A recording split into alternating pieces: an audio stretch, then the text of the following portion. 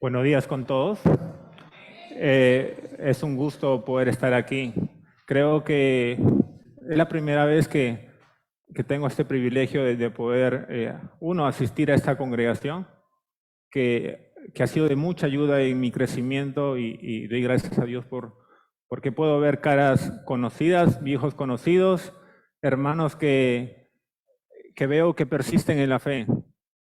Y vaya a ver qué tan difícil puedes poder persistir con tantas cosas que este mundo pasa diariamente. Sí, doy gracias a Dios por ello.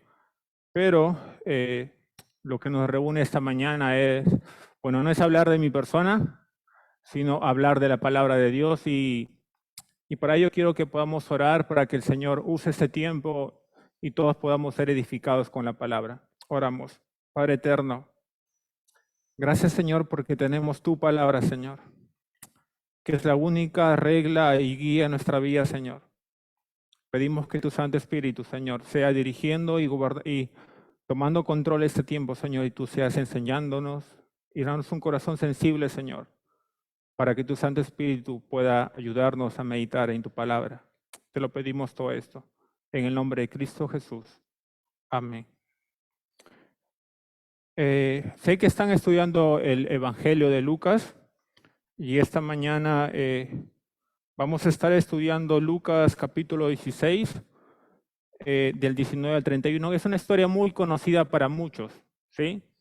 Pero quiero que podamos meditar en cuanto a esta parábola. De antemano me gustaría poder decirles que esta mañana deseo hablarles de una decisión sabia puede cambiar el destino de nuestra eternidad. Repito, una decisión sabia puede cambiar el destino de nuestra eternidad. ¿Saben? En nuestros días los avances tecnológicos crecen a pasos agigantados y estos se han vuelto importantes y tal vez indispensables para nuestro vivir diario. Pero, ¿será que nos está distrayendo de lo que debería ser importante? La iglesia del primer siglo no contó con todos los avances tecnológicos que contamos nosotros. Pero ¿saben? Sin embargo, ellos evidenciaron tener puestos sus ojos en lo importante. ¿Qué es aquello que es importante? La eternidad. Uno de los textos que los mártires del Evangelio modularon fue Colosenses 3:2, que dice: poner la mirada en las cosas de arriba, no en la de la tierra. Ellos estuvieron dispuestos a dar su vida por Cristo porque ellos no eran de este mundo, sino que fueron comprados para la eternidad. Jesús no se humilló tomando forma de siervo para que Él nos complazca en todo. Jesús no se humilló al encarnarse para que seamos felices. Jesús no se humilló al morir en una cruz para que no nos falte nada. Jesús estuvo dispuesto a ser humillado y a recibir la ira de su Padre para rescatarnos de la condenación y darnos vida eterna por medio de la fe en Cristo. ¿Por qué? Porque el cielo no tiene punto de comparación con nada en este mundo. El texto que estaremos estudiando esta mañana enfatiza uno de los temas cardinales en el misterio de Jesús, la eternidad. Un estudioso de la palabra dijo lo siguiente: Padre, que tengamos grabado la eternidad en nuestros ojos. ¿Saben? Hay muchos creyentes que sufren en este mundo y ven como este mundo como un todo. Y el problema sea posiblemente porque es tan pobre la perspectiva que tienen de la eternidad que piensan que este mundo es el todo. Abramos nuestras Biblias en el Evangelio de Lucas, donde Jesús cuenta una parábola. Una parábola es una historia terrenal con un significado celestial. Por sí, esta historia tiene la intención de enseñar una gran verdad. El relato que veremos a continuación, veremos tres grandes contrastes entre dos hombres. El primer contraste es sobre su vida, el segundo contraste es sobre su muerte y el tercer contraste es sobre su eternidad. Veamos y abramos nuestra Biblia en el primer contraste sobre el contraste en la vida del hombre rico y el mendigo. Dice la palabra del Señor en Lucas 16, verso 9. Y podríamos pensar en lo siguiente. Todo lo que hay en nuestros corazones es reflejado en nuestras actitudes y acciones. Todo lo que hay en nuestros corazones es reflejado en nuestras actitudes y acciones. Jesús comienza esta parábola diciendo, había un hombre rico. ¿A quién o a quiénes representa el rico? Aunque la parábola misma no lo mencione, según el texto se refiere a los fariseos. ¿Por qué? Lucas 16:4 dice, Jesús mismo, Él es el que describe quiénes eran los hombres ricos en ese tiempo. Y dice el texto, oían todos los fariseos, a quienes les encantaba, a quienes eran ávaros, a quienes amaban, pero no a Dios, sino al dinero. Entonces, este rico no tiene aires de rico, sino que era un rico como tal. Aunque su riqueza sea el resultado de haber posiblemente robado a sus trabajadores o haber cometido fraude, eso no importa. El punto es que ellos y a ellos les encantaba el dinero. El problema no era el dinero, sino el amor que ellos tenían al dinero. A ese problema no solo les puede pasar al hombre rico, sino también a un pobre, porque el punto es el amor al dinero. Y este amor al dinero abarca muchas personas y muchos mueren por obtener y tener dinero. Pero la pregunta aquí es, ¿qué nos motiva a poder conseguir y a tener todo lo que podamos de repente anhelar tener como seres humanos? ¿Será el amor al dinero? Y la pregunta sería, ¿y para qué tanta riqueza? El texto dice que era para emplearlo en su estilo de vida, la cual irradiaba opulencia y su vestimenta era de lo mejor, dice. Sus trajes eran totalmente exclusivos. El texto nos dice que este hombre rico se vestía de púrpura. La púrpura es un tinte que era extraído de unos moluscos. Este color estaba relacionado con riquezas, honor y majestad. Un investigador dice lo siguiente, el precio de un grano de púrpura se ofrece en aproximadamente 2.500 euros y es extraído de 12.000 caracoles. ¿Cuántos granos de púrpura habrá sido necesario para que este hombre rico se vista? Pero si por sí hablar de este hombre rico que se vestía de púrpura y mostraba opulencia, no solamente eso, si por sí mismo vestir una prenda de púrpura era un honor, a esto debemos agregarle que este hombre rico se vestía, dice también, de lino fino. Esa tela era tan escasa y costosa como el púrpura. ¿Saben? Esta mezcla de púrpura y de lino fino la encontramos en el tabernáculo y en la vestimenta del sumo sacerdote. Este rico irradiaba opulencia y toda la gente que lo veía se quedaban admirados. Pero tan solo era una máscara para ocultar sus oscuros corazones. Y Jesús lo dice de la siguiente manera, ustedes que se hacen los buenos ante la gente, pero Dios conoce sus corazones. Dense cuenta que aquello que la gente tiene en gran estima es detestable ante Dios.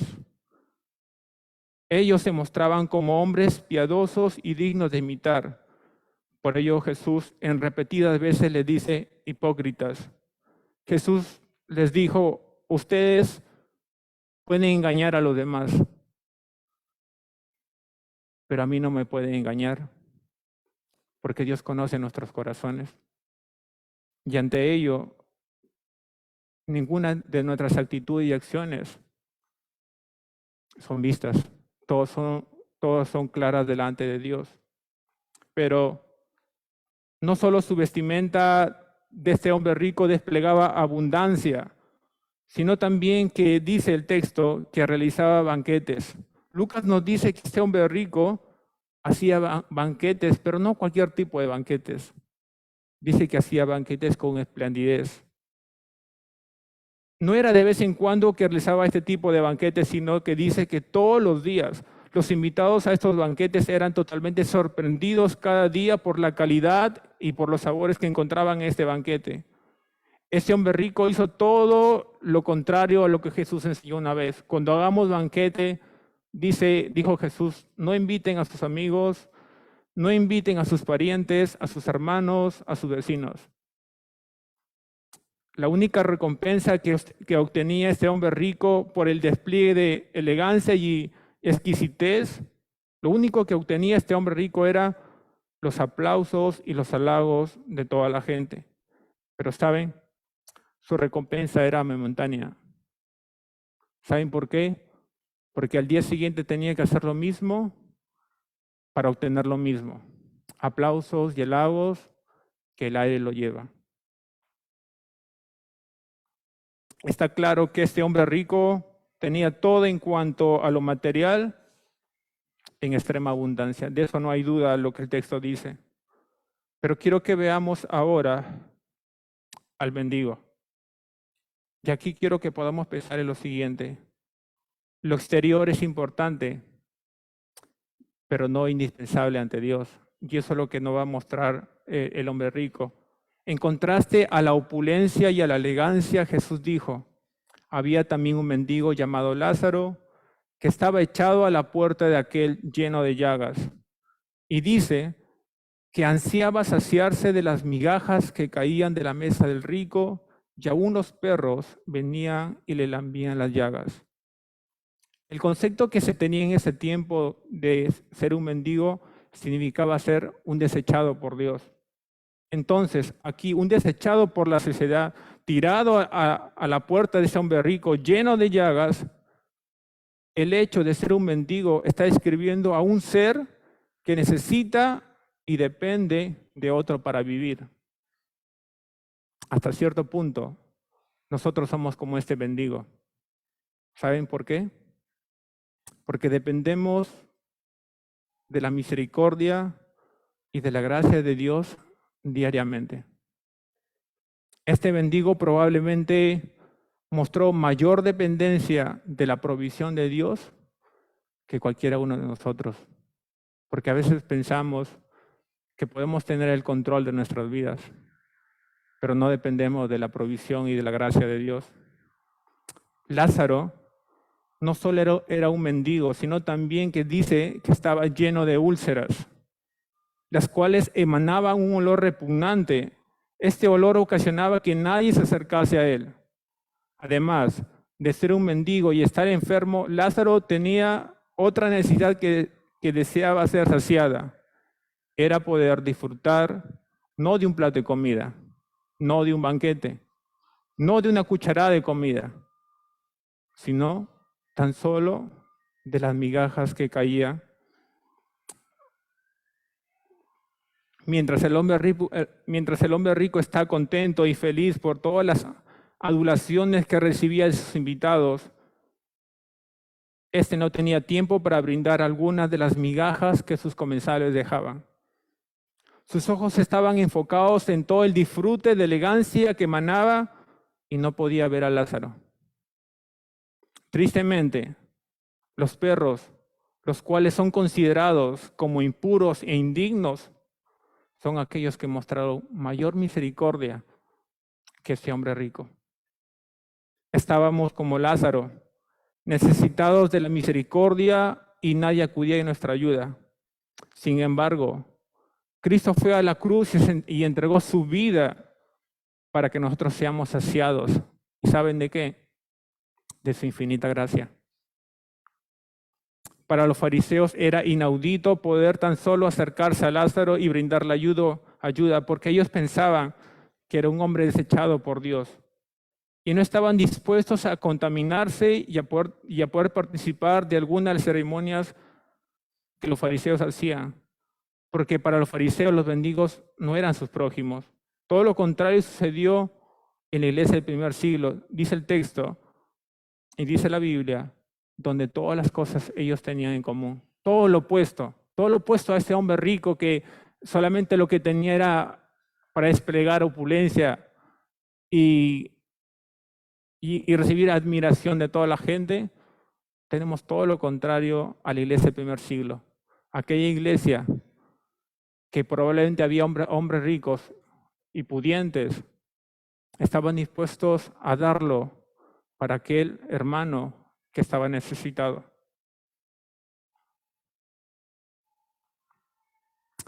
Ahora veamos el segundo contraste. Eso fue lo que vimos, fue el contraste en la vida del hombre rico y el mendigo. Ahora veamos el contraste en su muerte, donde el hombre rico y el mendigo. La primera cosa que podemos ver aquí es que la muerte de un justo es grato a los ojos de Dios. La muerte de un justo es grato a los ojos. ¿Y por qué digo esto? Después de todo lo esplendoroso y el despliegue de opulencia o del sufrimiento extremo, sucedió lo inevitable, aquello que nadie puede alterar en la vida del ser humano. Nada ni nadie puede alterar esto. ¿Qué es? La muerte. La Biblia dice, y de la manera que está establecido por Dios para que los hombres que mueran una sola vez y después de esto el juicio. La muerte para algunos puede ser bendición, pero para otros puede ser maldición. La muerte no respeta edad, género, condición económica. Llega para muchos cuando menos lo espera. El texto 22 dice, aconteció que el mendigo murió. Nada más, el mendigo murió. Sería normal pensar que cuando murió Lázaro, muchos ni cuenta se dieron. No tuvo un sepelio y posiblemente el cuerpo de Lázaro fue echado en alguna sepultura abierta y que no era de él. Todo lo contrario a esto encontramos y vemos la muerte del hombre rico, donde la muerte de un hombre injusto o impío es triste por más esplendoroso que haya sido su sepultura. Dice que murió el hombre rico y fue sepultado. El hombre rico, su muerte provocó la tristeza y el llanto de muchos. Y no hay duda que su entierro estuvo lleno de lujos. El sepulcro en que fue puesto era de lo mejor y era lo más hermoso que podía haber. Pero sus riquezas fueron sin valor frente a la muerte. Ahora este hombre está experimentando la segunda muerte, la separación perpetua de la presencia de Dios. Los fariseos estarían pensando a este hombre rico que acaba de morir por haber sido muy bendecido por Dios en lo material y por haber hecho años tras años prácticas religiosas como oración, ayuno, congregar continuamente en el templo. Ellos estarían diciendo, este buen hombre piadoso debe estar disfrutando de lo que cosechó por vivir una vida recta. ¿Saben? La Biblia es clara y calla todo tipo de comentarios semejantes porque nadie se gana el privilegio de entrar al cielo, sino que es por medio de la fe en Cristo Jesús. Y la pregunta sería, ¿dónde está Lázaro? ¿O dónde está el hombre rico? ¿Será en el purgatorio o en un dormir profundo del alma? Yo no voy a responder eso, pero la Biblia sí lo va a hacer. Yo solo veremos en el tercer último contraste, que es el contraste en la eternidad del hombre rico y el mendigo. Dice la palabra del Señor que el dinero es ineficaz para adquirir un lugar en la presencia de Dios. Vimos por un lado la opulencia y el derroche de dinero con que vivía cada día este hombre rico. Mientras Lázaro sufría con úlceras y anhelaba disfrutar tan solo de una migaja de alimento, la cual nunca llegó de las manos de este hombre rico. También la muerte lujosa y ostentosa con que los familiares y amigos despidieron al hombre rico. A su vez, la muerte más inadvertida del mendigo, quien murió después de tanto sufrimiento. Pero esta parábola continúa. Y esta narrativa toma un rumbo inesperado para los oyentes de los fariseos. El hombre rico seguramente despertó sorprendido en el lugar donde menos pensaba que podía llegar, el Hades. El Hades es la palabra que la Biblia utiliza en el Nuevo Testamento para enfatizar lo que es el infierno. A diferencia de lo que es el Seol, que es la palabra que el Antiguo Testamento utiliza para enfocar lo que es el infierno. El Hades es el lugar donde van, es un lugar donde van aquellos que han rechazado la obra de Cristo y que su destino final es el lago de fuego y azufre. Entonces, el Hades es un lugar temporal donde van las personas que no tienen a Cristo en espera de la resurrección final y de la sentencia ante el trono blanco. Y uno se puede preguntar, según esta parábola, ¿qué ganó el hombre rico con todo lo que él tenía? Y saben, la palabra dice, el que se enaltece será humillado. Y el Hades viene a ser lo siguiente, según el texto que hemos leído. Dice, el Hades, para muchos piensan que es algo ficticio. Pero saben, no es algo ficticio ni invención del hombre. Fue creado por Dios para los ángeles caídos y sus demonios. Es tan real como cada uno de nosotros. El Hades es un lugar diseñado para los impíos e incrédulos. El Hades es un lugar donde los impíos están conscientes de todo el sufrimiento. Y vemos eso en el hombre rico, el cual clamaba, dice, al padre Abraham, que tenga misericordia de él. El Hades es un lugar donde la misericordia y la gracia ya no tiene lugar. El Hades es un lugar lleno de llamas que nunca cesarán. El Hades es un lugar de tormento continuo e incesante. El Hades es un lugar de sufrimiento y agonía interminable, tal como el clamor que el hombre rico hacía. El Hades está limitado por una gran cima, la cual impide que nadie pase o salga de este lugar. El Hades es un lugar de clamor, ruego y llanto, los cuales no son escuchados. El Hades es un lugar donde ya no hay lugar para el arrepentimiento o segunda oportunidad. Es claro aquí que la Biblia, al afirmar que el espíritu del incrédulo es conducido a un lugar de miseria, de tormento sin fin y sin pausa alguna, esta gran verdad que acabamos de ver debería calar los corazones de aquellos que aún se rehúsan por reconocer la salvación tan preciosa que Jesús brinda. El hombre rico pudo engañar a muchos con sus actitudes y devociones, pero no engañó a Dios. Su amor al dinero lo llevó lejos de la presencia de Dios. Esta gran verdad, por otro lado, no solo debe tocar los corazones de los incrédulos, sino también de los creyentes, porque Jesús vino a este mundo por amor a los perdidos. Jesús dice que recorría todas las ciudades y aldeas enseñando en las sinagogas de ellos y predicando el evangelio del reino. Este es el único mensaje que puede cambiar la eternidad de un impío. Es el único mensaje. No hay otro mensaje que puede cambiar la eternidad de un impío. Tanto así que el apóstol Pablo tenía un sentir de urgencia de compartir el evangelio. Dice la palabra, porque de ninguna cosa hago caso, ni estimo preciosa mi vida para mí mismo, con tal que acabe mi carrera con gozo en el ministerio que recibí del Señor Jesús. ¿Cuál fue? En dar testimonio del evangelio de la gracia de Dios. Cuando alguien predica el evangelio de Cristo, ¿saben qué está mostrando? Misericordia.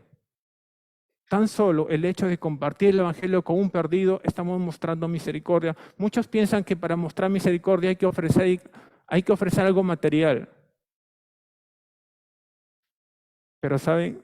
No necesariamente necesitamos eso para poder mostrar misericordia. Jesús mostró misericordia al contar esta parábola porque era una nueva oportunidad más de escuchar las buenas nuevas de los labios del Dios encarnado. Tal vez tú estés pensando y diciendo, un poco más de tiempo y vendré a entregar mi vida a Cristo. Pero ¿sabes? Lo único que puedo decirte esta mañana es que el mañana es incierto. Nadie tiene el control del mañana. Y aún la palabra dice, ¿qué es vuestra vida? Ciertamente es neblina porque se aparece por un tiempo y luego se desvanece. Dice, la condición y la enfermedad que padecía Lázaro, ¿saben? Por más triste que haya sido la vida de Lázaro, no le impidió tomar la mejor decisión de su vida. Y esta fue aceptar a Jesús como su Señor y Salvador. La pregunta sería, si tú no tienes a Cristo, ¿qué te impide aceptar a Cristo? Si vimos a este hombre mendigo, y creo que ninguno de nosotros estamos bien en esa condición, no le impidió tomar la mejor decisión de su vida, que fue aceptar a Jesús. ¿Sabes, amigo? No seas como el fariseo religioso, sino como el publicano que en una parábola Jesús contó. Y dice que, por un lado, vemos que el fariseo religioso subió al templo a orar y puesto en pie oraba diciendo consigo mismo, Dios, te doy gracias porque no soy como otros hombres, ladrones, injustos, adúlteros, ni aun como este hombre publicano. Ayuno 2 veces a la semana, doy mis diezmos de todo lo que gano, Señor. Mientras el publicano, estando lejos, no quería ni aún alzar los ojos al cielo, sino que se golpeaba el pecho diciendo, Dios, sé propicio a mi pecador. Os digo que este hombre descendió justificado antes que el otro. ¿Por qué? Porque cualquiera que se enaltece será humillado, pero el que se humilla será enaltecido. Muchos fariseos estarían pensando y diciendo, Jesús, se ve que tú no conoces la Torá, donde dice que somos descendientes de Abraham, por consiguiente nos está reservada las moradas celestiales. Jesús les habría respondido a los fariseos y les dijo, yo soy quien les dio la Torá, pero ustedes la conocen muy bien la Torá, pero no viven de acuerdo a ella. Esta realidad es de muchas personas, creen ser hijos de Dios, pero no lo son. Yo preguntaría esta mañana, ¿verdaderamente somos hijos de Dios? ¿O en qué te basas tú para que tú digas que eres un hijo de Dios? ¿Sí?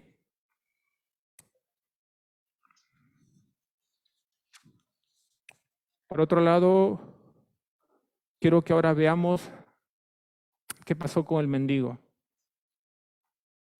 Y saben, el cielo fue comprado con la sangre de Cristo, dado por gracia por medio de la fe. Por otro lado, tenemos a Lázaro, el hombre mendigo, despreciado y desechado, pero ¿saben? En esta sociedad fue desechado, no fue visto. Pero cuando él murió, dice la palabra que los ángeles trasladaron su parte espiritual al seno de Abraham. ¿Por qué Lázaro fue al seno de Abraham, que es figura del cielo? En vida sabía Lázaro el texto que dice, bienaventurados los de limpio de corazón. ¿Por qué? Porque ellos verán a Dios. Esa era su única esperanza que tenía el mendigo. Habría dicho, Señor, no tengo dinero, no tengo posiciones, pero tengo un corazón temeroso.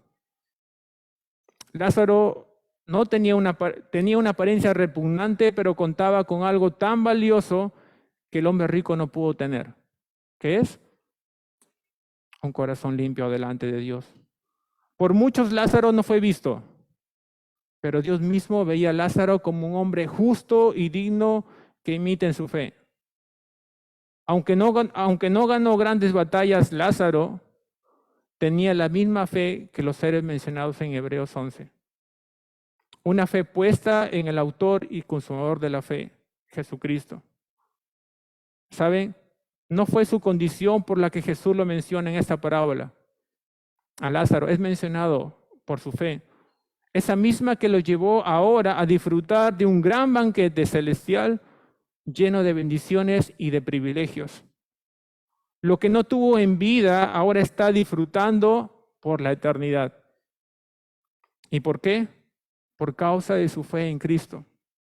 Por eso Jesús dijo: no hagáis tesoros en la tierra donde la polilla y el orín corrompe y donde ladrones minan y hurtan, sino haced tesoros en el cielo donde la polilla ni el orín corrompe y donde ladrones no minan ni hurtan. Porque donde está vuestro tesoro, allí también está vuestro corazón. Aquel hombre mendigo en la tierra ya no lo es. Fue mendigo en la tierra, pero ahora está disfrutando de los tesoros celestiales. Todo esto porque tomó la mejor decisión de su vida. ¿Cuál fue? Aceptar a Jesús como su Salvador. Con dinero o sin dinero podemos no tener nada. Con dinero o sin dinero no podemos tener nada. Pero saben, con Cristo lo tenemos todo. Esto me hace recordar la historia de un leproso que está postrado en un hospital y está sufriendo y dice lo siguiente: Señor, te bendigo porque me permitiste ser un leproso. Y usted diría, ¿por qué este hombre está orando así? Porque él dice: Señor, te bendigo porque me permitiste ser un leproso. La enfermera que estaba a su costado le dice, sorprendida, le dice lo siguiente: ¿cómo podéis dar gracias a Dios por tal desgracia? A lo que respondió el leproso, dijo: porque por ella vine a este hospital de la misión y hallé a mi Salvador y voy al cielo a vivir de aquel que tanto nos amó. El seno de Abraham, figura del cielo, y quiero que podamos describir en cuanto al cielo. El cielo no es un cuento de hadas. El cielo es tan real porque fue creado por Dios. ¿Y por qué yo puedo estar seguro que el cielo es tan real? Porque la Biblia misma lo dice, y dice: Dios no es hombre para que mienta, ni hijo de hombre para que se arrepienta. Toda buena dádiva y todo don perfecto desciende de lo alto del Padre de las luces, en el cual no hay mudanza ni sombra de variación. Por eso creo que el cielo no es un cuento de hadas, es tan real. El cielo es un lugar donde los creyentes en Cristo van inmediatamente después de su muerte en este mundo. Y dice Lucas que es llevado por ángeles. Y viene a la memoria de aquellos hombres y siervos de Dios que llevó a la pandemia. ¿Sí? Mientras por un lado había tristeza, no sabíamos de antemano, bueno, yo no entendía que esos hermanos que sirvieron en vida fueron llevados, ni más ni menos, por ángeles al lugar que pertenecían. El cielo es totalmente exclusivo. El cielo es tan exclusivo y es exclusivo para aquellos que han reconocido solamente a Jesús como su Señor y Salvador. El cielo es un lugar de consuelo interminable, pero saben, aquí en la tierra nos toca padecer, nos toca sufrir por la causa de Cristo. Por eso el apóstol Pablo dijo: para mí el vivir es Cristo y el morir es ganancia, tal como Lázaro. El cielo es un lugar donde ya no hay sufrimiento, no hay enfermedad, no hay problemas económicos, pero sin embargo habrá una paz por la eternidad. El cielo es un lugar incontaminado por el pecado y por ello los impíos necesitan a Cristo para ser limpios. El cielo es la morada del Dios perfecto y santo. El cielo es la morada de los creyentes en Cristo. Y esto es algo que continuamente muchas veces nos olvidamos, que nuestra ciudadanía no está aquí en esta tierra, sino dice la palabra que está en los cielos. Esto es lo que creemos cada uno de nosotros. Por ello, domingo tras domingo venimos a orar a aquel que se entregó y murió en una cruz recibiendo la ira de Dios la cual merecíamos cada uno de nosotros. De esta manera, Él nos mostró su infinita e inagotable e inalterable gracia de Dios. Esta parábola termina con un ruego que no he respondido. Dice el texto 27. Entonces dijo el hombre rico: te ruego pues, Padre, que envíes a la casa de mi padre, porque tengo 5 hermanos, para que los testifique, a fin de que no vengan ellos también a este lugar de tormento. Quiero que envíes a alguien a que los advierta. Abraham dijo: a Moisés y a los profetas tiene, oídlos. Él entonces dijo: no, padre Abraham, pero si alguno fuere a ellos de entre los muertos, seguro que se van a arrepentir. Mas Abraham les dijo: si no oyen a Moisés y a los profetas, tampoco se persuadirán, aunque alguno se levantare de entre los muertos. Hay gente que dice: yo quiero ver un milagro para aceptar a Jesús. ¿Saben? Cuando el hombre es necio y menosprecia la obra redentora de Cristo, habrá rechazado la única manera de cambiar su eternidad. Repito, cuando el hombre es necio y menosprecia la obra redentora de Cristo, habrá rechazado la única manera de cambiar su eternidad. Por último, creo que si todos fuéramos como Roberto, como este hombre que voy a contar esta historia, creo que sería distinto. Dice que Roberto, quien era graduado de la Universidad de Cambridge, vivió en un cuarto pequeño guisando sus propios alimentos, y dice que este hombre dio para las misiones 500,000 libras esterlinas, con la condición de que toda esta cantidad fuese usada para abrir trabajos misioneros nuevos dentro de los 25 años siguientes. Después de su muerte, encontraron un pedazo de papel en la que había escrito lo siguiente: con todo gusto haría mi cama en el suelo. Tendría un cajón en lugar de silla y usaría otra caja como mesa, en lugar de permitir que los hombres mueran por causa de mi negligencia en darles el Evangelio. Ruego y pido a Dios que nos ayude a recordar constantemente que no somos de este mundo, sino que nuestra ciudadanía está en los cielos por la gracia en Cristo, y también que nos ayude a recordar y a mostrar el amor por los perdidos, quienes necesitan urgentemente el Evangelio de Dios. ¿Por qué? Porque una decisión sabia puede cambiar el destino de nuestra eternidad. No hay privilegio más grande que tenemos nosotros, aún siendo o no siendo ricos. ¿Y saben cuál es ese privilegio? De aquellos que tenemos puesta nuestra fe en Cristo, sea cual sea nuestra condición económica o social o política, lo que sea. En cierta ocasión, los discípulos estaban jactándose por lo que ellos podían hacer y decir.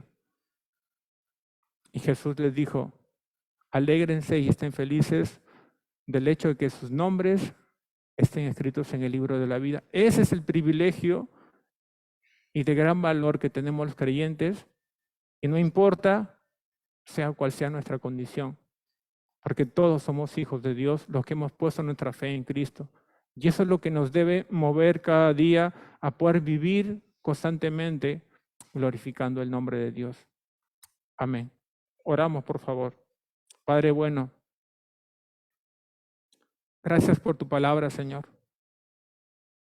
Gracias, Padre, porque nos hace ver qué tan sutil puede ser, Señor, este mundo en la influencia que ocasiona en cada uno de nosotros, Señor. Tú conoces mejor que nadie nuestros corazones y nuestras intenciones, Señor. Y rogamos que tú, que lo conoces todo en nosotros, examines nuestros corazones, Padre, y no permitas que seamos como este hombre rico, Señor. Cuídanos, Padre, del amor al dinero. No queremos distanciarnos de ti, Padre, por causa del dinero.